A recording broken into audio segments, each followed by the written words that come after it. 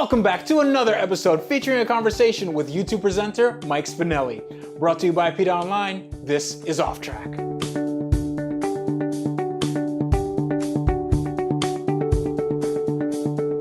What I wanted to do is, I'm not perfect. If somebody sees something that I screwed up on, I want them to call me out on it. Yeah. Obviously, some people are a little bit more. I'm not gonna say negative, but well, you know, here's the thing. Like, you know how it is when you're 12 years old and your parents do something that embarrasses you and you unload on them. That's kind of like some people have never really left. Shut up! You're not my real mom. You're not my real mom, right? No, but you know what I mean. Like that. Like I think that there is a kind of militancy of information that some people on the internet have, where it's like if there's something that's a little bit wrong, they take it really personally, and they feel like you're the reason why society is crumbling. Oh, of course. Instead of it just being okay, it's not supposed to be apostrophe s when it's possessive, right? It's it's its no apostrophe. Like and yet as an editor, I flip out when somebody does that, but. How did this get through your 10 levels of spell check? 10 levels of spell check. But I have done that by accident, and I've gotten, you know, like hate mail. And it's like, all right, I get it now. I get it. Listen, I spent 10 years, you know, busting people's asses for doing stuff like that. But now I guess, you know, Dr. Heal Thyself. But I wrote miles per hour once. Oh man, I know. I had 10 people say like, "Oh, you're a fucking dumbass." I know the sanctimony just it gets me. But you know what? Like it is kind of if it's a safety valve and a release valve for society. Yeah. If it prevents mass killings in some way, I guess I should be okay with it. Maybe it's the straw that broke the camel's back. Maybe it is. It's one or the other. It's either going to cause mass killings. I lost my job. My wife left me, and then I read this thing online, and then that's it. Right. Perfect storm. Smoke out of your ears. Yeah, no, I mean, and like you get the old guys on Hemmings, you know, where you accidentally called something a Valiant, right? Right. And well, no, that was the transition year when Imperial and Valiant, you know, whatever. That was the Volare. Oh God, no. So don't with the Volare. The worst car ever made. Anyway, sorry. No, okay. but so yeah. So I guess that's something we got to put up with.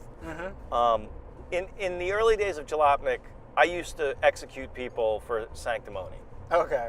So being too sanctimonious about their, I mean, because all right, but which is sort of ironic, isn't right? it? But it is. But ultimately, we do need people to because we don't have fact checkers anymore. We don't have copy editors anymore.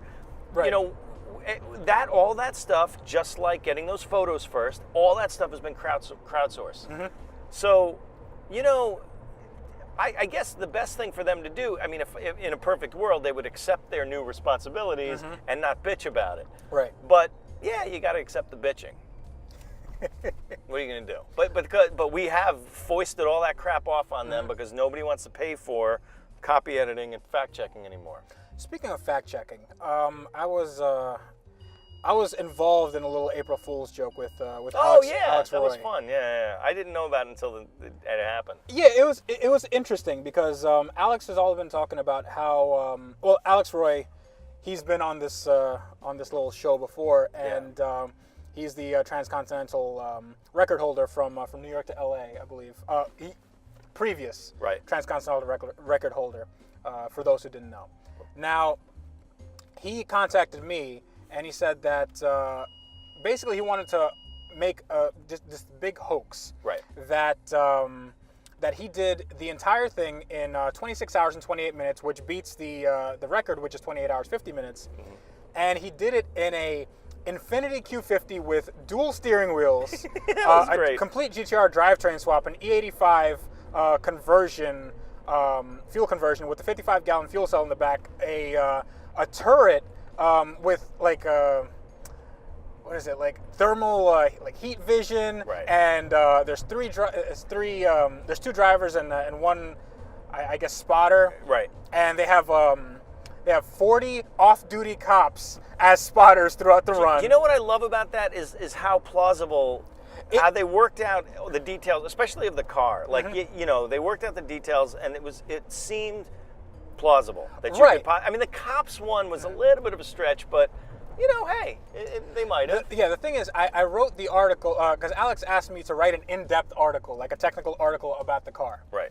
And the only thing I knew was that he just wrote out a list of basically what he wanted in the car. So what made sense is Greg Ledette actually put together a lot of that. Yeah. And he said that it makes sense because, the dual steering wheels, you can do it because it's a drive-by wire. I know, that was a solid... It made sense. Right. So I did some research, and it's a steering by wire system, but there's a safe, there's a clutch coupling. Yes, right? there is a yeah. I mean, they couldn't have gotten that past DOT if it was completely disconnected. Right. So what I said is that they just took a front half, a front cut of a crashed car from Malaysia because they sell the Q50 in Malaysia. That was perfect. And they use a steer-by-wire system, and they wired it in parallel. So basically, all the sensors are exactly the same. Yeah. The fail-safe is on this side. So the car, you just switch it, and the car still thinks it has one steering wheel. And you can do the same thing with the gas. And the brake, I said that the brake is basically just a steel rod connecting both brake pedals for safety. So both, it's like the more detail you put into it. Because the thing, usually, in most cases, the more detail you put in, the more chances you have of screwing it up. Right. But the problem with the car world is that there are so many nerds that you have to, if you do that, you can really get the skeptics on your side. Oh, yeah. Once you have the skeptics on your side, you can pull off something like that. Can I make a left over here? Yes, you can. Chambers Street's where to do it. Okay. So that was really well executed because it was the plausibility, the technical plausibility was what made it. Yeah, because I was thinking about it, I'm sort of a technical car geek myself, and I wanted to make it seem like this could happen. Yeah. If you threw $500,000 at a Q50, you could do it, I know. It's really funny, like that amount of money. I mean, because, the GTR drivetrain thing, it's not easy. It's not easy, but the cooling, but it's just it's possible. But I mean, I got to see what they went through to do the Eau Rouge concept. Yeah. The cooling issues are just mind-boggling. That's why I don't think they'll ever be able to get that thing into. Maybe they're building a new engine family, so it's going to get that. But that GTR motor requires some intake and exhaust and cooling air. It's really well. They got it into a Juke. Yeah, but that thing can't do. I mean, it was. By the way, that was beautiful to drive. I drove that. Oh, did you? Oh, I did. Yeah. No, read it. It's on. I wrote it for Jalopnik. Oh, wow. So I eventually. Okay. So to cut to the chase, I came back to Jalopnik after 0 to 60, the magazine I was editing, crashed and burned. Ah, okay. So just to throw that in, but I came back and was working. Worked for a whole year in Jalopnik in 2011, but I got to drive the Juke in Dubai. The Juke R was, and honestly, it's the same thing as the Eau Rouge concept. I mean, they would never be able to build that car to sell it, because first of all, the amount of custom work they did on it was just mind-boggling. You can't sell this to people. The other thing is, like the cooling, your duty cycle on it would be impossible. Like you'd be able to drive it like 10, 15 miles, or maybe take it around a racetrack a couple of times, and then you're in the pits. You gotta let it cool. Really? So it's. Yeah, that seems weird to me. It's tough. It's not really when you think about it. It's different between if you build a car to run a couple of laps or even a day at the track. It's a different set of engineering briefs that you need to come up with. Right. Than a car that's going to be driven every day, right? I mean, it's the same thing. I mean, cooling. I'm making a left somewhere. You're making a left. The next one. Yeah, exactly. Well, I can't make a left here because apparently it's a do not enter. Exactly. So I'll just go around. Oh shit! Yeah, look at that. I'll go around. You gotta go around. Yeah. So, they basically can make it to do a track day with journalists, but they can't make it to sell. First of all, that's only one of the problems. The other problem is that. The amount they would have to charge for the thing, it just totally makes it impossible. Well, obviously, it can only happen in a place like Dubai because Nissan will make you, if you wanted to make a Juke GTR, you could do it. There's a prince that bought one. I think it was supposed to be $500,000.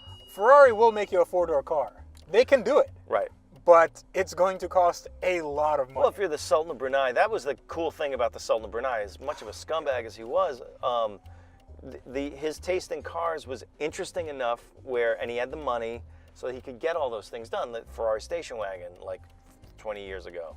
All of those different Rolls Royces. Of course, can you imagine a car that you would that'd be less reliable? A one-off Ferrari station wagon that was made 20 years ago. Oh yeah, I mean, I don't know. You know, the thing is about those V12 Ferraris of that era is that they are pretty. This is something for your article, or for one of your articles. You know, Ferrari mechanics say, like, you come in for your $1,000 maintenance a year, and you're basically good to go. Like the, you know, what was it? The 430. No. The V12s. Oh, was it 475? What were the well, there's a 550, 575. The lower lower end, yeah, the older ones. I can't remember. I'm losing my mind. Because the 400 was. No. After that. After. the successor to that. Shit, did they have ones? I don't even know. Yeah, the GTs. Well, the 456? Yes, 456. Oh, okay. I just wrote about one. Yeah. Oh, did you really? Yeah. Oh, all right, there you go. Oh, as a quick aside to that, I spent my Saturday in a 599 and 612 manual. There you go. 612 manual, yeah. 599 manual and 612 manual. That's amazing. Yeah. By the way, I always like the 612, even though it's bulky and weird looking and people hate it. But you forget you're in a Ferrari. It drives yeah, great. That's a nice car. I like it. I mean, I think that's one that's going to be on your list of eBay buys. I think so. I mean, those are really underrated. But that 599 was wild. 599 is a I hit my head hit the headrest so hard I got a headache. Wow. So that's a good thing about being short is, I mean, really, I have a hard time empathizing with tall people because, you know, you guys and your tallness. And no, I'm talking about from the acceleration. Oh. Yeah. Well, yeah, that second and third shift is a hell of a thing. Oh, sure. Yeah. So. Well, there's that, but then again, if you weren't so tall, you wouldn't hit your head. That's right. Yeah. So I'm just saying. If I would have had a more sturdy neck, perhaps. Shouty. Yeah. That's me, shouty. If I would have got my swole on. Yo, hey, so you got your swole on, and I got my shouty on, so. No, I'm swole. I swole up. Watch out. Look, see this guy? Yeah. I'll get all swole up. Yo, what's your problem? All right, that's enough for today, but what did you think? You can leave a comment down below to give us your view. Or you can join us next time when we continue the conversation. Be sure to follow Mike on his YouTube channel, especially if you like mind-blowing car videos. And you can check out APiDAonline.com for DIY guides, epic builds, and videos just like this. If you'd like to support APiDAonline.com, you can do so by clicking through the Amazon banner on our homepage. It costs you nothing, and it lets us keep making articles and videos just like this for you for free. And on that note, always remember, life is just too short to drive boring cars.